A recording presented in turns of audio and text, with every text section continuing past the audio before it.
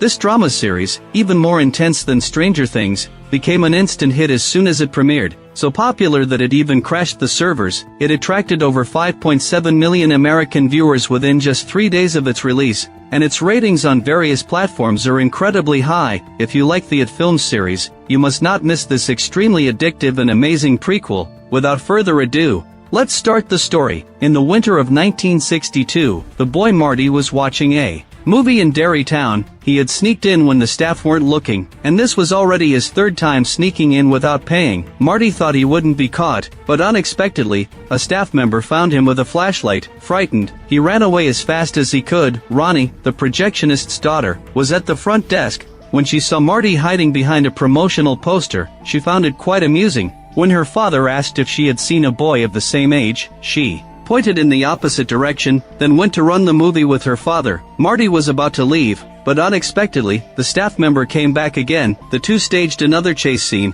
Fortunately, Marty was fast enough to escape. The staff member shouted that he would call the police next time. After escaping capture, Marty planned to go out and play. He walked alone on the highway, thinking it would be great if he could get a ride. Sure enough, a passing car stopped. There was a couple and 2 children in the car. The woman in the passenger seat was very kind. She thoughtfully handed Marty a blanket, and the man asked where he lived.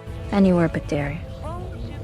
The woman smiled and said they were heading to Portland. Since there was no problem, they set off. On the way, the car radio reported the latest news about Moscow's underground nuclear test. Experts said that if the radiation leaked, it might turn people into deformed monsters. Upon hearing this, the eldest daughter in the back seat thought such news was too terrifying. It gave her goosebumps all over. As soon as the word goosebumps was mentioned, the couple's son immediately started spelling the word excitedly. Then he went on to spell other terrifying words such as necrosis, abduction, ligation, and so on. What was even more bizarre, the eldest daughter suddenly took out a box of bloody internal organs to play with. She greedily brought her blood-stained hands close to her nose and sniffed wildly. She even offered to share them with Marty. Marty thought the woman would discipline the 2 children, but unexpectedly, she teased her daughter for being improper. Reminds me of her mother. This family is definitely not normal. Marty felt an indistinct unease in his heart. He looked out the window and was shocked to find this was the road back to Derry Town. He panicked instantly, so he asked the man to pull over, but no one in the car paid him any attention. They went on saying creepy things. Seeing that shouting didn't work, Marty hurriedly rushed forward to grab the steering wheel. He accidentally bumped into the woman's pregnant belly. The woman exclaimed excitedly that she was going into labor. O-U-T! O-U-T! The woman let out heart-wrenching screams, but her family, as if possessed, kept repeating out over and over again. This drove Marty, the only normal person in the car, completely frantic. He looked around and was shocked to see that the boy next to him had his eyes separated. As the screams grew louder and louder, the woman gave birth. The man praised the baby for being so beautiful, but Marty was scared out of his wits, for the newborn baby's cry sounded like a monster's howl. He cautiously leaned forward, wanting to see what the baby looked like.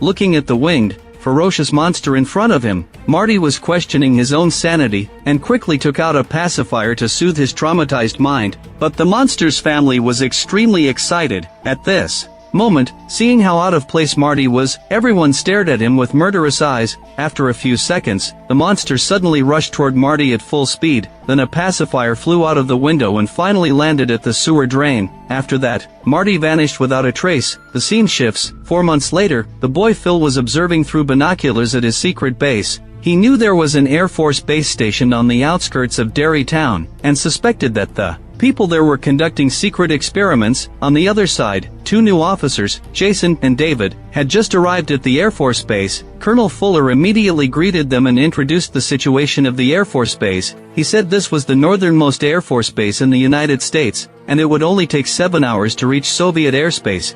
In other words, when the nuclear shit hits the fan, we'll be the first call. Jason and David were very satisfied with this. At this moment, they noticed a fence nearby marked with a restricted area sign, so they asked curiously what it was. Colonel Fuller replied that it was for some special projects. As he said this, Jason glanced at the driver and found his expression quite intriguing, but he didn't say anything. At this time, Colonel Fuller asked Jason why he didn't live on the base. Jason replied that his family would be arriving soon. and he had already rented a house in the town in advance. The scene shifts to Derrytown High School. Lily, Marty's best friend, went to her locker to get something, but when she opened it, she found it stuffed with pickles. People around her let out undisguised laughter. Lily knew they were bullying her because she had lost her father, but she had gotten used to it. At the same time, Phil and the nerd Teddy were chatting. Phil was obsessed with extraterrestrial civilizations. He always felt that the Air Force Base had captured aliens, and was conducting secret research on them. Otherwise, why would there be 7 large cargo planes parked there? They must be transporting something. It might even be aliens in their spacecraft. Teddy wasn't very interested in these fantasies. He asked if Phil had studied all the material in the textbooks, since the exam was coming up soon. What's the point when World War III is imminent? At night, Phil was busy peeking at the woman next door undressing. He had made a bet with Teddy that the woman's breasts were not conical, but just as it was getting to the crucial moment, the woman picked up her clothes and left. Phil was quite frustrated and had to go on talking about his fantasies of aliens, but Teddy didn't respond at all. Instead, he said that their friend Marty had been missing for 4 months. Where on earth could he be? Phil was also sad about Marty, but he thought Marty might be dead. That's why he didn't want to bring it up. Teddy exploded with anger immediately, saying the police hadn't found a body yet. This meant Marty was most likely still alive, and probably ran away from home, and it was all Phil's fault. On Marty's birthday, Phil had insisted on getting candy before agreeing to help celebrate. Phil felt wronged, shouting that the candy was given voluntarily by Marty's mother. In the end, Phil and Teddy parted on bad terms. On the other side, Lily was brushing her hair in front of the mirror. She tried to stay confident, but there was no one around now. She didn't need to pretend to be strong. Accidentally, Lily saw the turtle pendant Marty had given her. Her thoughts instantly drifted back to a few months earlier. At that time, Marty had taken her to his secret base to play. They each opened a pack of pendant blind bags. Lily got another duplicate rocket ship pendant. She looked very disappointed. Marty took the initiative to hand her the turtle pendant he had gotten. He also said that turtles symbolized good luck and hoped it would protect her. As he spoke, Marty asked about Lily's father, but he quickly realized he had been inappropriate. Lily wasn't angry, because Marty was the only one who didn't isolate her. Lily said her father's death was her fault. That day, her father, who worked at a pickle factory, was about to take her home after work. She suddenly said she had forgotten the ring she had just bought. It was very cheap, but her father went back to get it anyway. He accidentally saw someone else's machine jammed, so he kindly climbed in to help fix it, but an accident happened. Marty comforted her, saying it wasn't her fault. So in Lily's eyes, Marty was a very good friend, but now that he was missing, she was really worried. As she stared blankly, Marty's voice suddenly came from the sewer drain. Lily quickly asked where he was. He won't let me! These fingers scared Lily into letting out a dolphin-like scream. She had never seen anything so absurd in her life. How could the missing Marty be in the sewer? The next day, Lily told her good friend in class about what had happened. Her friend thought she must have been hallucinating, so she took Lily to the bathroom and told her not to spread the matter around the class, otherwise, it would attract more gossip. Lily thought her friend said this because she was afraid of being implicated and criticized too. Her friend was deeply hurt by these words and left immediately. Lily had to wait for Phil and Teddy on their way home from school, and told them about her discovery the night before, but Phil and Teddy didn't believe her. However, during dinner, Teddy couldn't help but ask his father if there could be a pervert who kidnapped a child, and kept him locked in a sewer for months. His father replied that of course there could be. Someone once skinned Jewish prisoners to make lampshades, and they were Jews themselves, well aware of how dangerous the world could be. As he spoke, his father threw Teddy's comic book away. He told his son to stop reading such stuff when he had nothing to do. Instead, he should worry about his own safety. Teddy was terrified. Late at night, after returning to his room, he tried to soothe his nervous heart with the comic book. Unexpectedly, the desk lamp suddenly went out. He thought it was a bad connection. He quickly flipped the switch, but the lamp kept going out repeatedly.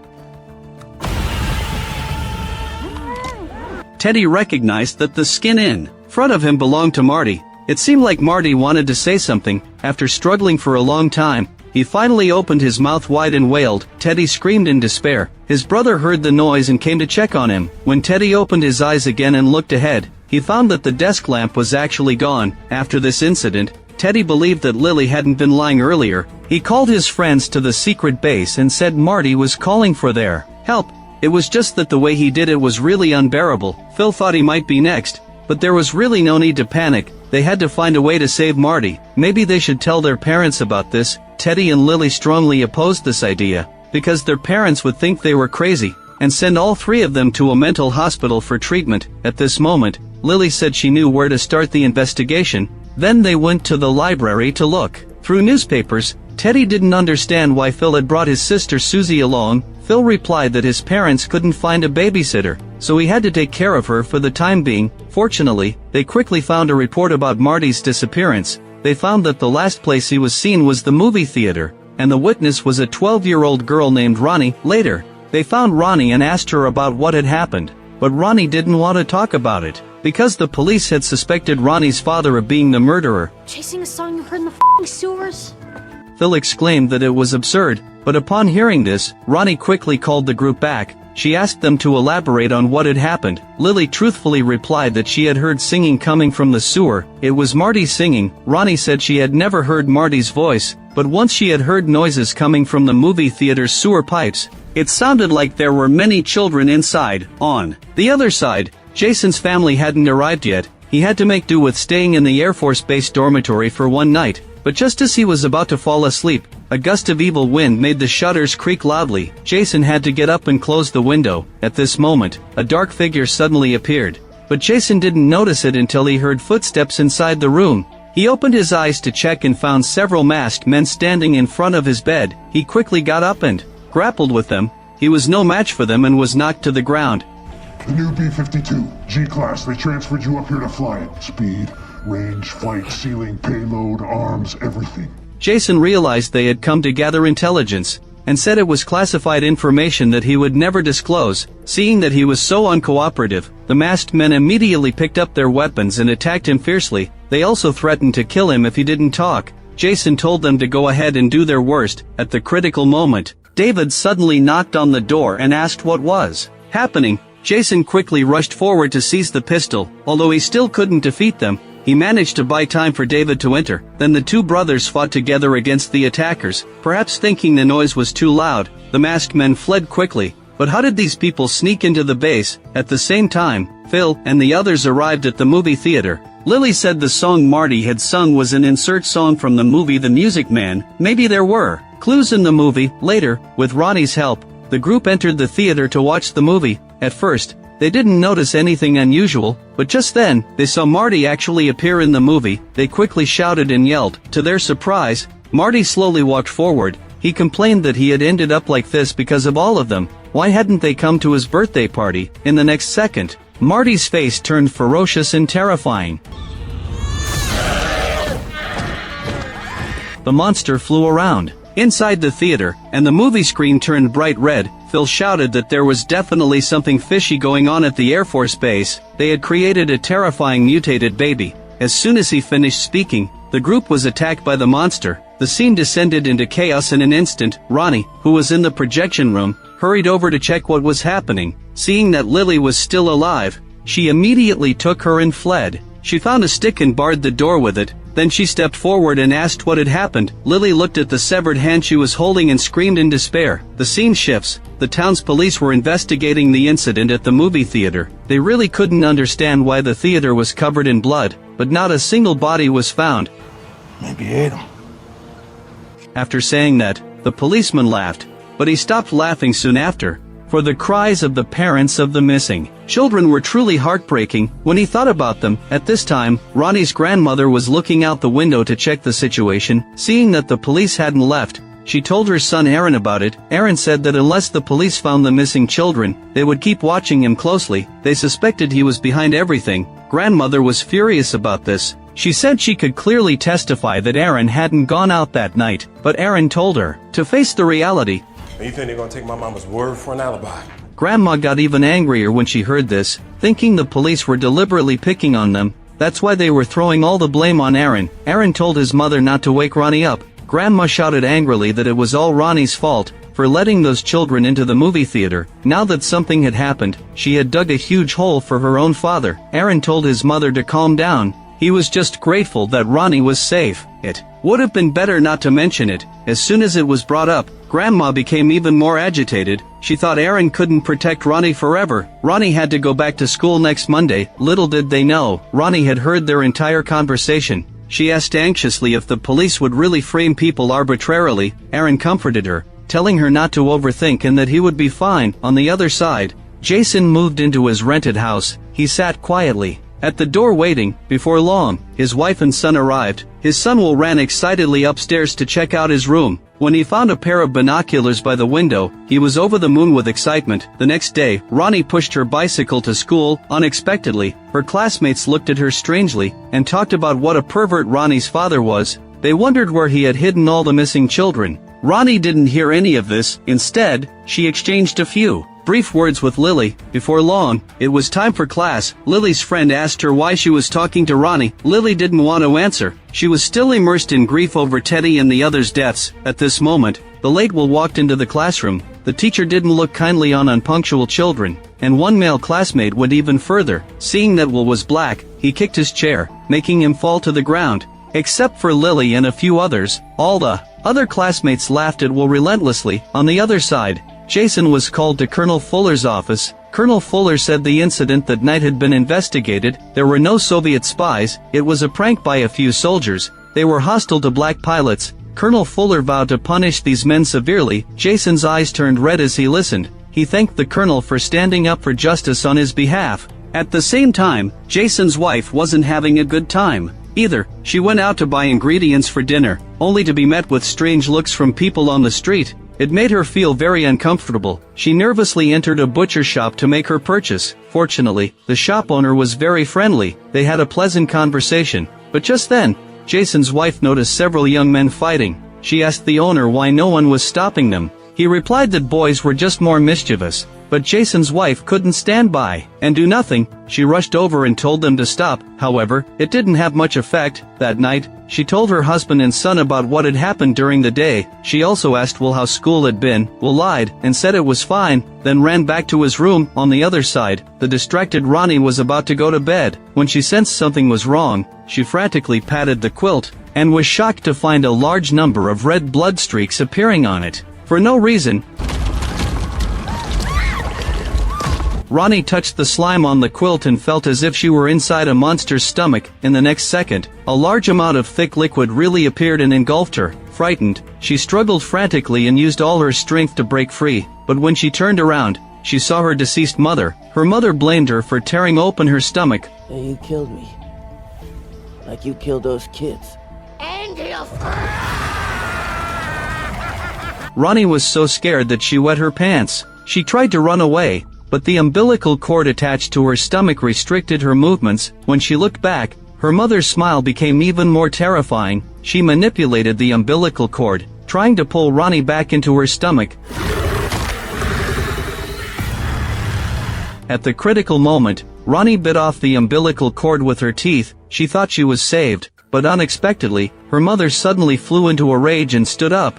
Looking at her mother, who was a full 3 meters tall, Ronnie screamed at the top of her lungs. Her screams brought her father and grandmother running over. Ronnie hugged her father and looked back, but everything had long since returned to normal. At the same time, the town's sheriff came to the bar to drink. A counselor approached to ask about the progress of the case and whether he had arrested Aaron. The sheriff said the case hadn't been clarified yet, but the counselor threatened him to close the case quickly. He needed to give the children's parents an explanation soon. After all, everyone thought Aaron was the murderer. If the sheriff couldn't do it, he probably wouldn't be able to keep his job. The scene shifts. Some soldiers at the Air Force Base were digging for something. The man in charge of selecting the location was named Halloran. He seemed to have a special talent. The government gave him many special privileges for this reason, all to allow him to complete this secret mission without any worries. But Halloran had already chosen 4 locations this month, and still hadn't dug up anything. The officer had lost his patience with him. Halloran assured him that they would succeed soon.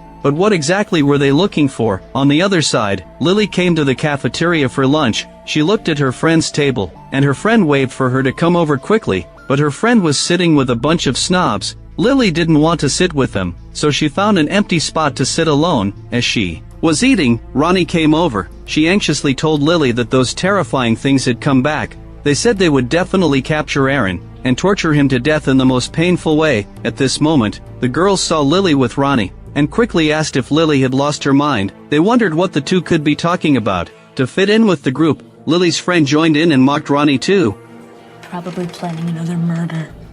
Maybe we're next. Then the girls started playing a clapping game. Meanwhile, Ronnie and Lily actually got into an argument. Ronnie questioned Lily about what she said to the police. Lily told her the truth. She wasn't sure what she had seen, but she was certain it wasn't Aaron. But Ronnie was furious. Lily had clearly seen a monster rush out from the curtain, so why was she lying? Lily explained that she didn't want to be taken away as a madwoman. She had already been through that once, and she never wanted to go through it again. Ronnie wouldn't listen. She shouted that this matter was a matter of her father's life. She was taken away by the teacher for making too much noise. At the same time, Will was sitting outside eating his lunch. At first, everything was fine, but suddenly a rotten egg was thrown at him. Frightened, Will ran away as fast as he could. Unexpectedly, he ran straight into his homeroom teacher, and just like that, both Will and Ronnie were given detention.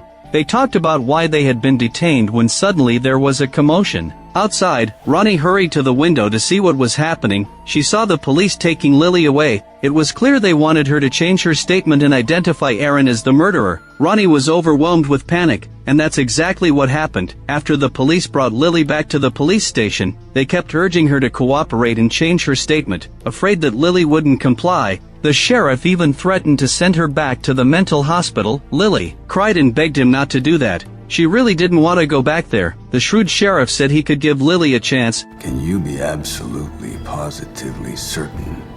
The scene shifts. The police went to arrest Aaron. Ronnie was furious and rushed to Lily's house to confront her. Lily's mother, wanting to protect her daughter, shouted for Ronnie to leave. Then she closed the door. Ronnie couldn't contain her anger and shouted downstairs. But what difference could it make? The next day, Jason entered the prison holding a gun. The soldier who had broken into his room at night was being held here. The soldier looked at him with disdain when he arrived. He thought Jason had come to take revenge. But Jason said the soldier wasn't the real culprit. He brought a pistol identical to the one the masked men had used. This gun was a souvenir he had obtained during his time in a North Korean prisoner of war camp. Its flaw was that it was difficult to load. Yet the masked men that night had cocked their guns in less than a second, even faster than some North Korean soldiers. But he had checked the records, and the detained soldier was simply incapable of doing that. Upon hearing this, the soldier flew into a rage and grabbed the gun, fumbling with it frantically. He really couldn't figure out how to load it. If that was the case, why was the soldier taking the blame for the real culprit? To get to the bottom of this, Jason went to Colonel Fuller and said the detained soldier was indeed a racist, but he wasn't the one causing the trouble. Colonel Fuller looked pleased and admitted that this had all been a test, and Jason had passed with flying colors. Next, the colonel would explain the purpose of this test. On the other side, Lily went to the supermarket to buy daily supplies. Following the list her mother had made, she searched carefully in front of each shelf, but for some reason, she felt that the atmosphere in the supermarket was strange today. It was as if someone had been watching her the entire time. You should be locked up. Lily turned around uneasily, but there was nothing behind her. She had wanted to finish shopping and leave quickly, but unexpectedly, the broadcast above suddenly asked if she had lost her mind. Then she was driven into a dead end. Looking at the wall of spaghetti in front of her, Lily didn't understand why Marty was on it. Below him were Susie and Phil. Frightened, Lily turned around and ran, but there was no path behind her. Even though there was only one eye, Lily still recognized that the person in the jar was her father. This was obviously unreasonable. She picked up the jar and smashed it hard on the ground, but she was horrified to find that the other jars around her also contained human tissues, which were wriggling actively. Lily was so scared that her heart almost stopped. She fell into the pile of pickles and struggled. At this moment, those disgusting tissues gathered together. They finally formed a terrifying monster. The monster wrapped its tentacles around Lily. It insisted on kissing her. In the next second, the supermarket clerk's voice woke Lily up. Looking at the broken pickle jars in front of her, Lily's emotions couldn't calm down for a long time. At the same time, Colonel Fuller took Jason into the restricted area and said that Cubans and Soviets had held an agricultural summit here before. But all of this was just a disguise. It was to devise a plan to place nuclear warheads within striking distance of the United States. To prevent the United States from being caught off guard and attacked, They had been digging and searching for a weapon. This weapon could scare people to death directly. But what exactly was this thing? On the other side, Lily's mother already knew what had happened at the supermarket. She realized her daughter was unwell again. She drove Lily to the mental hospital. Lily begged her mother to take her away, but it was all in vain. At this time, Jason and the others rushed to the excavation site. They dug a car out of the ground, and when they opened the door, they found it was full of bones. What on earth was going on here? Welcome to Derry. That's the end of the first 2 episodes. It's the familiar formula. The monster feeds on fear and can transform into the scariest form for each child. It's worth mentioning that this type of teenage ensemble drama is easy to remind people of Stranger Things. It's really addictive. It's just that Teddy and Phil died too quickly. But upon careful consideration, it doesn't feel like it's just to advance the plot. Instead, while escalating the conflict, it makes Lily and Ronnie's survival more impactful. It makes people more eager to see what will happen next. Will the abducted children ever come back? What is the secret weapon at the Air Force Base? Today's commentary ends here. If you enjoyed my commentary, please subscribe to my channel. Your support is my greatest motivation. See you next time.